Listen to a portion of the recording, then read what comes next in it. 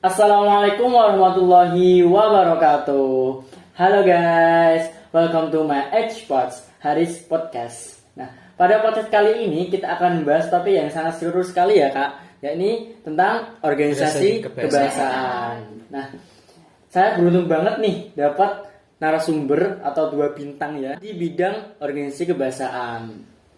Nah, mungkin disebutkan dulu kak organisasi apa tadi? Kami dari organisasi STIC. Oh, STIC. Student English. Jadi yang terfokus di bahasa Inggris. Oh, fokus di bahasa Inggris ya.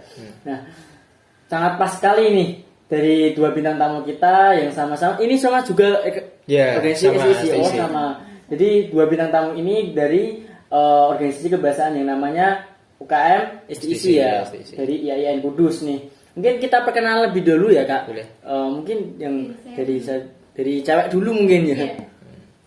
Oke, perkenalkan nama saya Vika Fatkia, biasa dipanggil Kak Vika. Oh, Kak.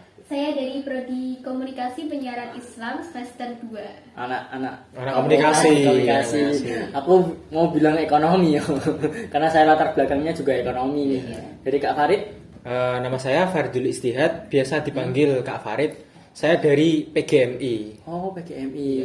Latar belakangnya pendidikan. Oh, anak-anak pendidikan. Anak pendidikan nih bos. Anak pendidikan sama anak komunikasi. Ya. Tanpa berlama-lama kita langsung membahas aja ya kak. Ya. Ini Boleh. dari organisasi apa? STIC ya. STIC. STIC dari IAIN Kudus. Semuanya kan. Nah mungkin dari Kak Farid ini dulu kan pengalaman udah cewek ya. Mungkin dari Kak Farid itu Sharing-sharing. Ya sharing pengalaman dari itu udah berapa tahun sih di sana. Oke. Gitu. Kalau saya pengalaman organisasi kebahasaan di STIC sudah 3 tahun inilah. Oh 3 tahun. Bisa Lama katakan 3 banget. tahun. Iya. Jadi apa namanya? Saya alhamdulillahnya bisa ambil beberapa manfaat. Contohnya, kalau dari diri saya sendiri ya, Iya. itu meningkatnya skill bahasa Inggris. Itu utamanya.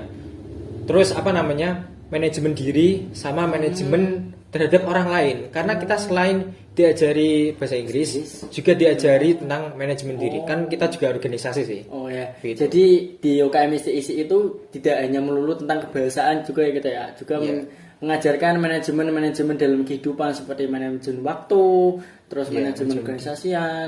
Wah, sangat Iya, banyak iya. sekali ya, Kak. Mungkin dari Kak Vika ini yang ya dari Kak Vika juga sama STIC kan? Iya. Ya, mungkin pengalaman juga berbeda ya, Kak, karena individu juga berbeda. Ya. Pengalamannya apa Kak itu di STIC? Kalau saya udah 2 tahun berjalan ikut STIC dari member sampai sekarang baru mencoba jadi pengurus. Yang saya dapat, saya memperoleh pengalaman dan juga saya bisa Relasi ya? relasi pertemanan Teman-teman. juga. Oh, juga. Makin banyak. Dan juga saya bisa menerapkan kebahasaan itu di sistem perkuliahan saya. Oh. Contohnya Contohnya seperti apa? Ya. itu pernah kamu beritahu di literasi itu ya? Iya, literasi. Seperti kayak ada dosen yang ngasih e-book atau modul, itu bisa saya pahami lebih cepat daripada teman saya yang tidak ikut bahasa kayak Oh, dikasih Oke. contoh kayak gitu ya. Contohnya contoh manfaatnya yang sangat real banget itu. Iya. Kalau dari Kak Farid ini tadi 2 tahun ya, sama 3 tahun. Pastinya contohnya lebih banyak dong. Mungkin apa nanya? Bukti kalau saya udah meningkat gitu ya. Iya. Contohnya saya itu pertama suka nonton film. Oh, mungkin loh. Saya suka nonton film luar negeri. Pastinya pakai bahasa Inggris ya. Iya. Pasti. Tapi kalau dulu kan sebelum saya terlalu jago, itu pasti pakai subtitle bahasa Indonesia. Kalau enggak saya enggak mau nonton film. Oh, Kan enggak enggak paham dengan apa yang diucapkan tokoh. Iya, iya, Kalau paham. sekarang saya lebih bisa memahami walaupun tanpa subtitle. Oh, Jadi sangat film sekali. ini ada peningkatan lah dari saya gitu. Terus Iya. lagu-lagu berbahasa Inggris Oh. gitu. Dulu asal denger kayaknya enak lagunya padahal nggak tahu artinya. Emang dulunya nggak suka lagu bahasa Inggris gitu? Nggak suka. Saya Karena nggak tahu maknanya gitu ya. lagu-lagu dangdut dulu. Koplo-koplo gitu. Kakaknya juga gitu. Ya, dari Kak Farid ini udah banyak pengalaman. Yang Kak Vika ini 2 tahun aja sudah bisa menerapkan ya Kak, menerapkan ilmu-ilmu bahasa Inggris yang didapat dalam organisasi STIC ya, yang dimana Kak Vika ini sudah bisa memahami literasi atau materi-materi dosen yang mana bahasanya pakai bahasa Inggris ya. Bahasa Dan Inggris. juga Kak Vika ini mendapat relasi yang dapat Relasi pertemanan. mengembangkan diri, terus relasi pertemanan agar Jadi luas lingkungan gitu. ya jadi luas. Terus dari Kak Farid ini sendiri mendapatkan apa tadi? Organisasi manajemen ya, Iya. manajemen organisasi dan lain-lain. Sama mempermudah hobi saya nonton film itu. Oh, hobi juga itu Kak? Iya. Oh, jadi Kak Farid ini juga mendapatkan suatu upgrade diri sendiri, skill gitu.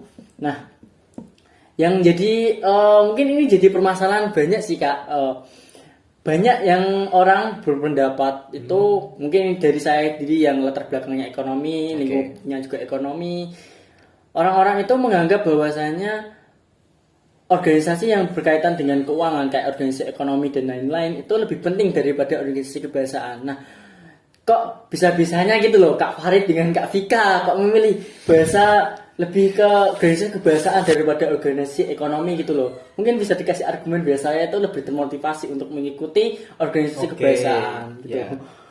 Oke, aku dulu ya. Mas? Iya. Oke.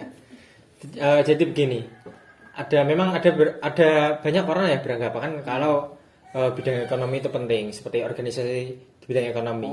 Tapi kalau sebagian orang lagi, ini kan apa namanya hubungannya sama pendapat subjektif ya. Sebagian orang lagi kan juga wah kebangsaan lebih penting karena arah tujuan hidupnya mungkin berbeda seperti itu. Berbeda pendapat, berbeda pandangan, berbeda pendapat gitu ya. Mungkin kalau dari kita itu pengen lebih eksplor mengenai bahasa Inggrisan. Soalnya bahasa Inggris itu bahasa internasional, bahasa yang menghubungkan antara kita dari negara lain sama diri kita gitu. Kalau dari Kak Vika gimana? Kalau dari saya sendiri balik lagi sih sama diri kita sendiri. Organisasi ekonomi juga penting loh bagi kehidupan dan juga organisasi bahasa juga sangat penting. Melainkan kalau diri kita tidak minat dengan ekonomi, masa kita harus memaksakan kayak gitu loh. Berarti Jadi, kita berarti balik lagi ke diri kita sendiri. Oh iya. Jadi pada kesimpulannya bentar, saya mau nambahi. nambahi.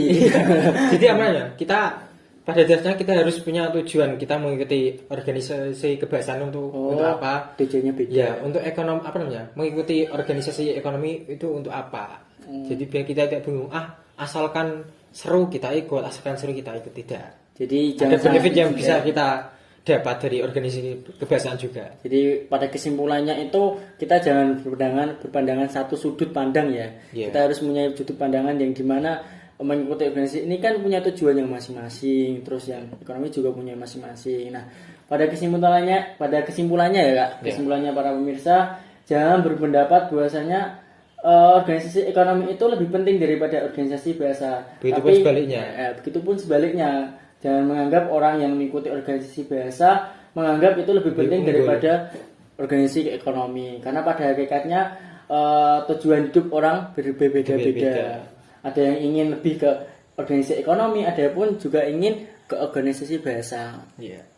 Ya, mungkin itu bisa menjadi jalan tengah kita antara anak ekonomi dan anak-anak yang suka Pendidikan. bahasa, ya anak suka dan anak komunikasi. yang dimana bisa menjadikan motivasi saya dan untuk saya berpendapat lebih luas lagi gitu. Mungkin ada penambahan dari Kak Farid atau Kak Vika sebelum kita closing podcast pada sedikit pesan bahwasanya semuanya itu saling berhubungan lah. Kita tidak boleh saling menyambungkan diri. Kita ikut organisasi kebangsaan pasti ada benefitnya, ada keuntungannya. Ikut organisasi apa, ikut organisasi apa selama itu positif dan tidak menyinggung peraturan yang berlaku, itu pasti baik. Oke.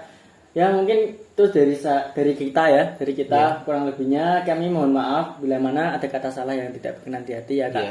Ya. Assalamualaikum warahmatullahi wabarakatuh. Waalaikumsalam Salam warahmatullahi wabarakatuh. mahasiswa.